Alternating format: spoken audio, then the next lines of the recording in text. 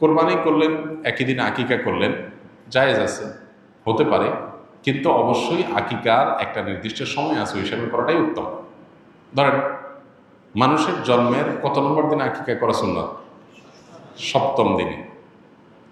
কোনো কোনো হাদিসে 14তম বা 21তম দিনে কোথাও আছে। এটা হলো আকিকার একটা সময়। এটা মিস হয়ে গেলে তখন অপশন আছে, পরে করলেও হবে, কিন্তু ইচ্ছাকৃতভাবে এটাকে মিস করে কোরবানির জন্য অপেক্ষা করার তো কোনো যুক্তি নেই। কোরবানির যেরকম একটা সময় আছে, আকিকারও কি আছে? সময় আছে। আপনি বিলম্ব করে এই পর্যন্ত নিয়ে গেছেন, সেটা তো অবশ্যই একটা একটা ভালো কাজের লঙ্ঘন হলো, অন্তত মোস্তাহাবের খেলাফ তো অবশ্যই হলো। তো এটা অনুত্তম সন্দেহাতীতভাবে। বাকি একই গরুতে আকিকা এবং কোরবানি দুইটা নিয়ত করলে সেটা হবে কিনা, এটাই নিয়ে আমাদের মধ্যে মতো পার্থক্য আছে। সন্দেহের ঊর্ধ্বে উঠতে চাইলে, ইখতিলাফের ঊর্ধ্বে উঠতে চাইলে অবশ্যই আলাদা আলাদা পশুতে করাটা